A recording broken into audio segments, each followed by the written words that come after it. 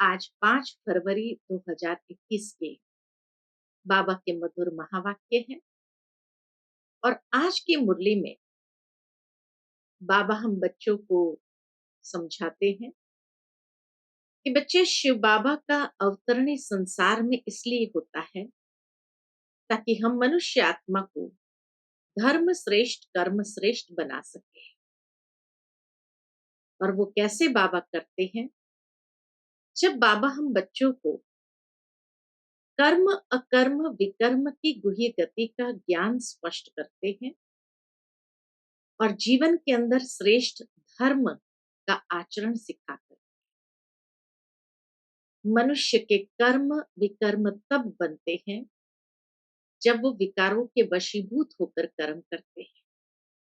तो इसीलिए बाबा हम बच्चों को कहते हैं कि बच्चे, तुम्हें विकारों को छोड़ना है, कर्मेंद्रिय जीत होना है, क्योंकि तभी तुम्हारे कर्म श्रेष्ठ हो जाएंगे, दैवी कर्म हो जाएंगे और धर्म श्रेष्ठ अर्थात जीवन के अंदर श्रेष्ठ धारणाएं, श्रेष्ठ आचरण से हम धर्म श्रेष्ठ बन सकते हैं। जितना दैवी गुणों की धारणा करते जाते हैं उतना ही हमारा जीवन बहुत सुंदर श्रेष्ठ बनता जाता है।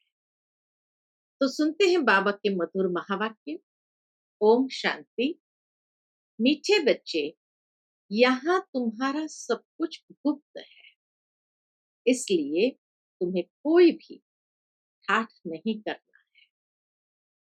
अपनी नई राजधानी के नशे में रहना, अर्थात जैसे कहा जाता सादा जीवन उच्च विचार, ठीक इसी तरह बाबा हम बच्चों को कहते हैं तुम्हें कोई ठाठ से नहीं रहना है, सादा जीवन हो लेकिन ज्ञान युक्त विचार बहुत श्रेष्ठ हो।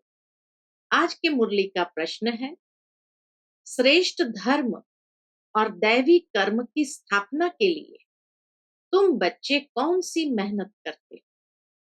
उत्तर है, तुम अभी 5 विकारों को छोड़ने की मेहनत करते हो, क्योंकि इन विकारों ने ही सबको भ्रष्ट बनाया है। तुम जानते हो इस समय सभी दैवी धर्म और कर्म से भ्रष्ट है। बाप ही श्रीमत देकर श्रेष्ठ धर्म और श्रेष्ठ दैवी कर्म की स्थापना करते हैं। तुम श्रीमत पर चल बाप की याद से विकारों पर विजय पाते हो। पढ़ाई से अपने आप को राज तिलक देते हो। आज की मुरली का गीत है, तुम्हें पाके हमने जहां पा लिया। ओम शांति। मीठे मीठे रूहानी बच्चों ने यह गीत सुना। रूहानी बच्चे ही कहते हैं कि बाबा, बच्चे जानते हैं ये बेहद का बाप बेहद का सुख देने वाला है, अर्थात वह सभी का बाप है। उनको सब बेहद के बच्चे आत्माएं याद करते रहते हैं, किस न किस प्रकार से याद करते हैं, परंतु उनको ये पता नहीं है कि हमको कोई उस परमपिता परमात्मा से विश्व की बादशाही मिलती है। तुम जानते हो हमको बाप जो सत्युगी विश्व की बादशाही देते हैं वह अटल अखंड अडोल है। वह हमारी बादशाही 21 जन्म कायम रहती है। बाबा से जो बादशाही हमें मिलती है, बाबा के 21 जन्म कायम रहती है। सारे विश्व पर हमारी राजाई रहती है, जिसको कोई छीन नहीं सकता, लूट नहीं सकता। हमारी राजाई है अडोल, क्योंकि वहां एक ही धर्म, द्वैत है नहीं, कोई द्वैत नहीं है, एक ही धर्म, इसलिए वो राजाई भी कैसी है? अडोल। वह है अद्वैत राज्य। बच्चे जब भी गीत सुनते हैं तो अपनी राजधानी का नशा आना चाहिए। कि तुम्हें पाके हमने सारे जहां को पा लिया। तो बाबा कहे अपनी राजधानी का नशा आना चाहिए। ऐसे ऐसे गीत घर में रहने चाहिए। तुम्हारा सब कुछ है गुप्त। और बड़े बड़े आदमियों का बहुत ठाठ होता है, तुमको कोई ठाठ नहीं। दुनिया में तो बड़े आदमी अर्थात उनका ठाठ बाट सब कुछ बड़ा होता है। तुम्हें बाबा कहे कोई ठाठ नहीं। तुम देखते हो बाबा ने जिसमें प्रवेश किया है वह भी कितना साधारण रहते हैं। यह भी बच्चे जानते हैं, यहाँ हर एक मनुष्य अनराइटियस छी काम ही करते हैं, इसलिए बेसमझ कहा जाता है। बुद्धि को बिल्कुल ही ताला लगा हुआ है। तुम कितने समझदार थे, विश्व के मालिक थे, अभी माया ने इतना बेसमझ बना दिया है जो कोई काम के नहीं रहे हैं। बाप के पास जाने के लिए यज्ञ तप आदि बहुत करते रहते हैं, परंतु मिलता कुछ भी नहीं है। ऐसे ही धक्के खाते रहते हैं। दिन प्रतिदिन कल्याण ही होता जाता है। जितना जितना मनुष्य तमोप्रधान हो जाते हैं उतना उतना अकल्याण होना ही है। ऋषि मुनि जिनका गायन है वह पवित्र रहते थे, नेति नेति कहते थे। नेति नेति का मतलब है यह भी नहीं वह भी नहीं, अर्थात ईश्वर के बारे में उन्होंने ये राय अपने दिया कि ये भी नहीं है वह भी नहीं है। भावार्थ यही कि हम नहीं जानते, तो पवित्र रहते थे और इसीलिए ये सत्य वचन उच्चारण करते थे। अभी तमो प्रधान बन गए तो क्या कहते हैं, तो कहते हैं शिवोहम ततत, सर्वव्यापी है, सब में है। जो ऋषि मुनि इतने तपस्या करने के बाद ये कह गए हम नहीं जानते हैं, और वही मनुष्य आज कोई इतनी तपस्या भी नहीं और वो कहे शिवोहम ततत्वम, ईश्वर सर्वव्यापी है, तो क्या कहना चाहिए। तेरे में भी है, मेरे में भी है, सब में है ना। तो इसीलिए अभी तमो प्रधान बन गए हैं तो कहते हैं शिवोहम ततत्वम, सर्वव्यापी है, तेरे में मेरे में सब में है। वह लोग सिर्फ परमात्मा कह देते हैं, परम पिता कभी नहीं कहेंगे। परम पिता उनको फिर सर्वव्यापी कहना यह तो रॉन्ग हो जाता है। इसीलिए फिर ईश्वर व परमात्मा कह देते हैं। पिता अक्षर बुद्धि में नहीं आता है, करके कोई कहते भी है तो भी कहने मात्र। अगर परम पिता समझे तो बुद्धि एकदम चमक उठे। बाप स्वर्ग का वर्षा देते हैं, पिता है तो पिता से तो हमेशा वर्षा मिलना चाहिए, वह है ही हेवनली गॉड फादर। फिर हम नर्क में क्यों पड़े हैं। अब हम मुक्ति, जीवन मुक्ति कैसे पा सकते हैं, यह किसकी भी बुद्धि में नहीं आता। आत्मा पतित बन पड़ी है। आत्मा पहले सतो प्रधान समझदार होती है, फिर सतो रजो तमो में आती है, बेसमझ बन पड़ती है। अभी तुमको समझ आई है, बाबा ने हमको ये स्मृति दिलाई है। जब नई दुनिया भारत था तो हमारा राज्य था, एक ही मत, एक ही भाषा, एक ही धर्म, एक ही महाराजा महारानी का राज्य। फिर द्वापर में वाम मार्ग शुरू होता है, फिर हर एक के कर्मों पर मदार हो जाता है। कर्मों अनुसार एक शरीर छोड़ दूसरा लेते हैं। अभी बाप कहते हैं मैं तुमको ऐसे कर्म सिखलाता हूँ। बाबा कहते हैं अब मैं तुमको ऐसे कर्म सिखाता हूँ जो 21 जन्म तुम बादशाही पाते। बल वहां भी हद का बाप तो मिलता है, परंतु वहां यह ज्ञान नहीं रहता कि यह राजाए का वर्षा बेहद के बाप का दिया हुआ है। फिर द्वापर से रावण राज्य शुरू होता है। विकारी संबंध हो जाते हैं। फिर कर्म अनुसार जन्म मिलता है। भारत में पूज्य राजाएं भी थे, तो पुजारी राजाएं भी है। सतयुग त्रेता में सब पूज्य होते हैं। वहां पूजा व भक्ति कोई होती नहीं। फिर द्वापर में जब भक्ति मार्ग शुरू होता है, तो यथा राजा रानी तथा प्रजा पुजारी भगत बन जाते हैं। बड़े से बड़ा राजा जो सूर्यवंशी पूज्य था, वो पुजारी बन जाते हैं।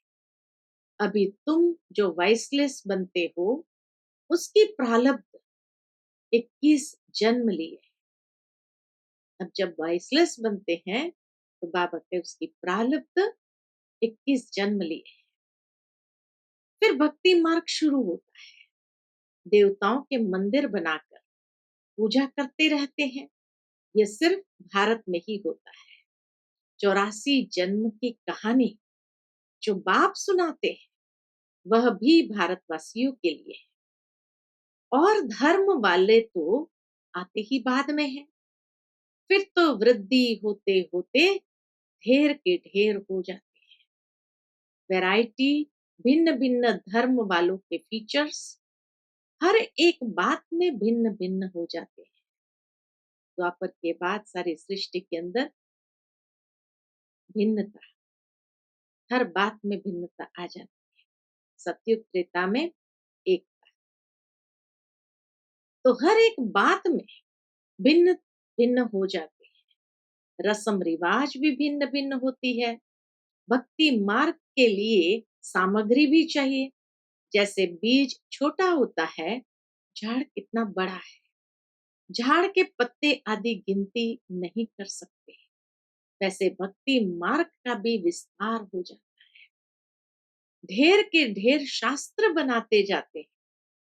अब बाप बच्चों को कहते हैं, यह भक्ति मार्ग की सामग्री सब खत्म हो जाती है। अब मुझ बाप को याद करो। भक्ति का प्रभाव भी बहुत है ना। बाबा के भक्ति का प्रभाव भी बहुत है ना। कितनी खूबसूरत है भक्ति भी, कितनी खूबसूरत है। कौन सी खूबसूरती है भक्ति की। नाच तमाशा गायन आदि कितना खर्चा करते हैं। अभी बाप कहते हैं, मुझ बाप को और वर्ष को याद करो। इतना सिंपल बाबा आकर के बताते हैं। आदि सनातन अपने धर्म को याद करो।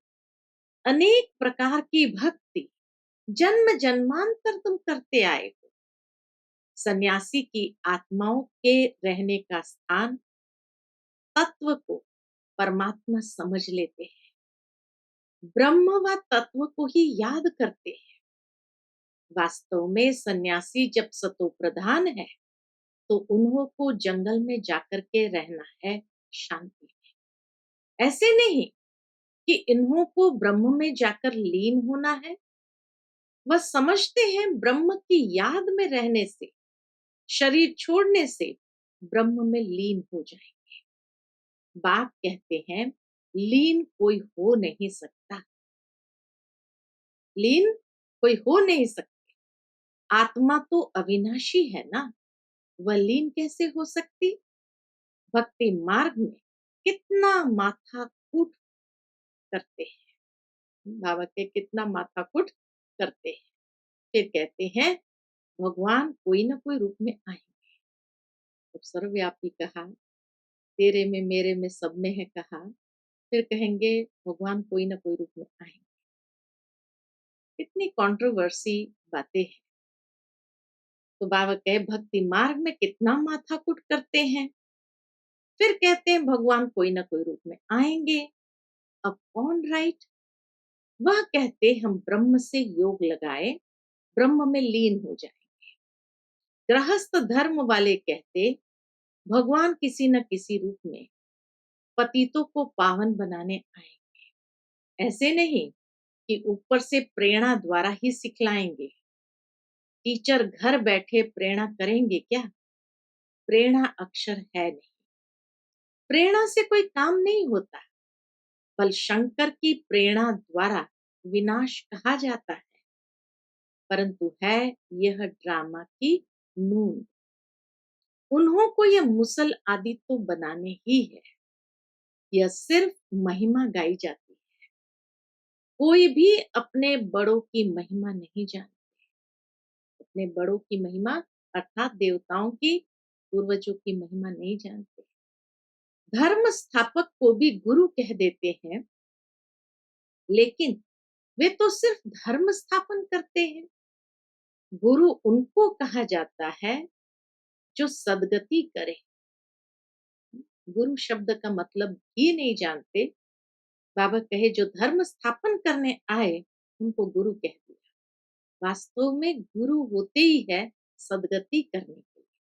तो गुरु उनको कहा जाता जो सदगति करे।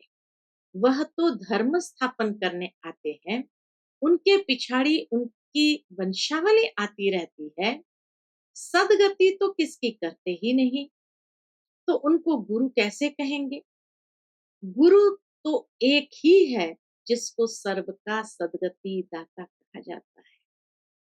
भगवान बाप ही आकर सबकी सदगति करते हैं, मुक्ति जीवन मुक्ति देते हैं। सदगति अर्थात मुक्ति जीवन मुक्ति देते हैं। उनकी याद कभी किससे छूट नहीं सकती।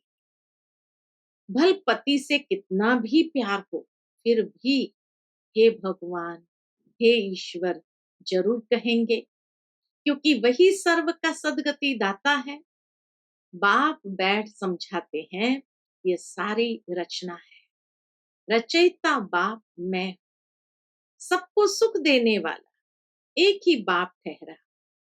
भाई भाई को वर्षा नहीं दे सकते, वर्षा हमेशा बाप से मिलता है। तुम सभी बेहद के बच्चों को बेहद का वर्षा देता हूँ। बाबा क्या कहते हैं? तुम सभी बेहद के बच्चों को बेहद का वर्षा देता, इसलिए ही मुझे याद करते हैं। हे परम पिता क्षमा करो, रहम करो, समझते कुछ भी नहीं। भक्ति मार्ग में अनेक प्रकार की महिमा करते हैं।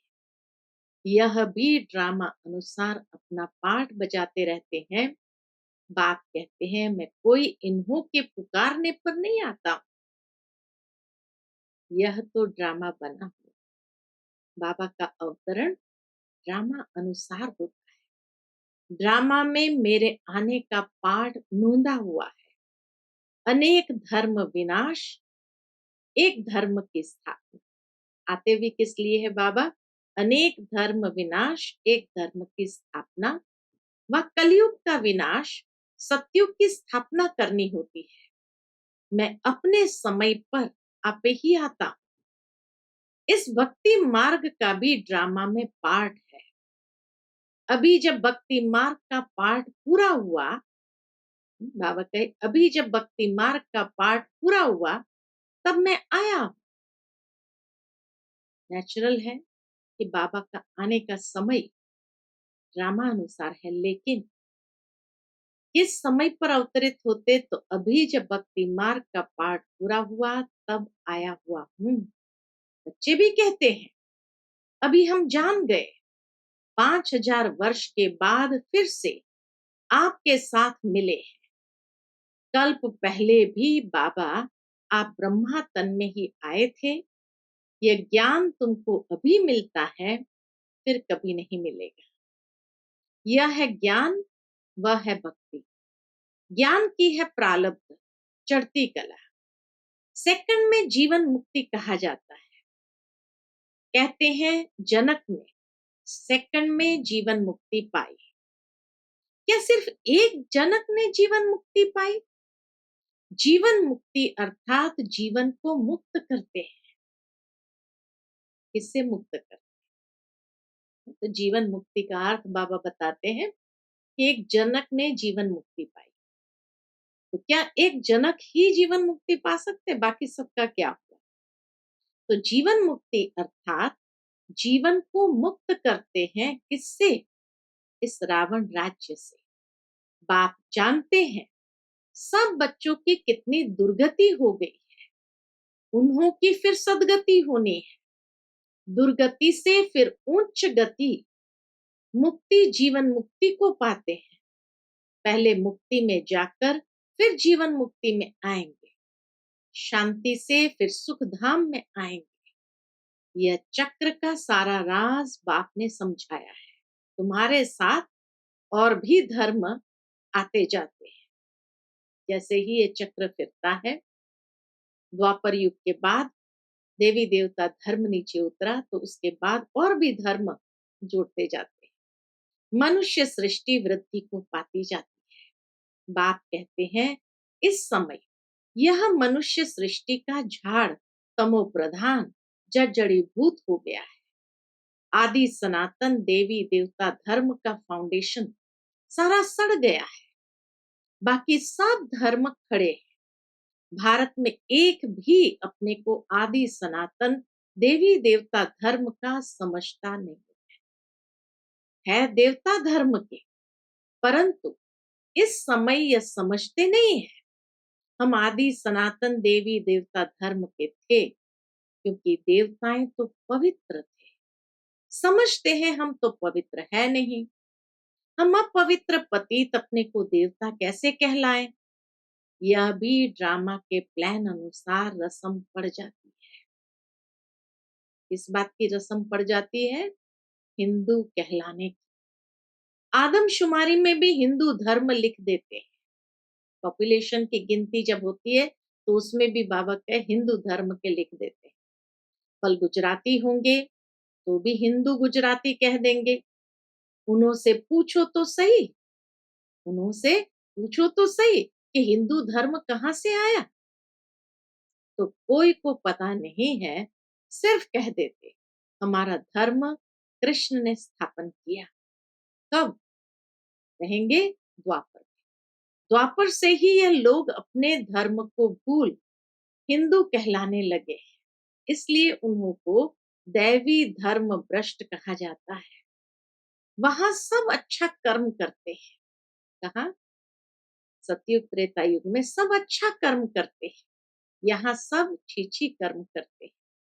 इसलिए देवी देवता धर्म भ्रष्ट कर्म भ्रष्ट कहा जाता है।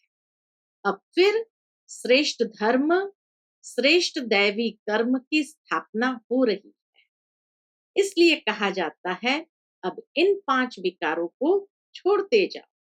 यह विकार आधा कल्प से रहे हैं, अब एक जन्म में इनको छोड़ना, इसमें ही मेहनत लगती है। मेहनत बिगर थोड़ी विश्व की बादशाही मिलेगी। बाप को याद करेंगे तब ही अपने को तुम राजाई का तिलक देते, अर्थात राजाई के अधिकारी बनते हो। जितना अच्छी रीति याद में रहेंगे, श्रीमत पर चलेंगे, तो तुम राजाओं का राजा बनेंगे। पढ़ाने वाला टीचर तो आया है पढ़ाने, ये पाठशाला है ही मनुष्य से देवता बनने की, नर से नारायण बनाने की कथा सुनाते हैं। यह कथा कितनी नामी ग्रामी है। सत्यनारायण की कथा दुनिया में कितनी नामी ग्रामी है। इनको अमर कथा, सत्यनारायण की कथा, तीजरी की कथा भी कहते हैं। तीनों का अर्थ भी बाप समझाते हैं।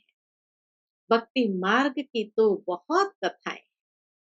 तो देखो गीत कितना अच्छा है। आज का गीत कौन सा था? तुम्हें पाके हमने जहां पा लिया। तो बाबा कहते देखो गीत कितना अच्छा है। बाबा हमको सारे विश्व का मालिक बनाते हैं, जो मालिक बना कोई लूट न सके। अच्छा, मीठे मीठे सिकिलते बच्चों प्रति माता पिता बाप दादा का याद प्यार और गुड मॉर्निंग। रूहानी बाप के रूहानी बच्चों को नमस्ते। हम सब रूहानी बच्चों की रूहानी माता पिता बाप दादा को याद प्यार गुड मॉर्निंग और नमस्ते नमस्ते। शुक्रिया बाबा, शुक्रिया। आज की मुरली से धारणा के लिए मुख्य सार है। पहली बात, सदा ये स्मृति रखनी है कि हम एक मत, एक राज्य, एक धर्म की स्थापना के निमित्त, इसलिए एक मत होकर रहना। दूसरी पॉइंट, स्वयं को राजाई का तिलक देने के लिए विकारों को छोड़ने की मेहनत करनी है, पढ़ाई पर पूरा ध्यान देना है। आज का बाबा का मधुर वरदान है, त्रिकालदर्शी स्थिति द्वारा माया के वार से सेफ रहने वाले अतीन्द्रिय सुख के अधिकारी भव। त्रिकालदर्शी स्थिति द्वारा माया के वार से सेफ रहने वाले अतीन्द्रिय सुख के अधिकारी भव। संगम युग का विशेष वरदान व ब्राह्मण जीवन की विशेषता है अतीन्द्रिय सुख। यह अनुभव और किसी भी युग में नहीं होता, लेकिन इस सुख की अनुभूति के लिए त्रिकालदर्शी स्थिति द्वारा माया के वार से सेफ रहो। अगर बार बार माया का वार होता रहेगा तो चाहते हुए भी अतीन्द्रिय सुख का अनुभव कर नहीं पाएंगे। जो अतीन्द्रिय सुख का अनुभव कर लेते हैं, उन्हें इंद्रियों का सुख आकर्षित कर नहीं सकता। नॉलेजफुल होने के कारण उनके सामने वह तुच्छ दिखाई देगा। आज का स्लोगन है, कर्म और मनसा दोनों सेवा का बैलेंस हो।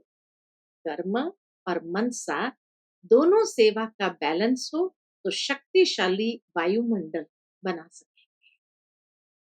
कर्म और मनसा दोनों सेवा का बैलेंस हो तो शक्तिशाली वायुमंडल बना सकेंगे। अच्छा, Om Shanti. To watch Peace of Mind channel videos on YouTube, subscribe us on youtube.com/tvpeaceofmind.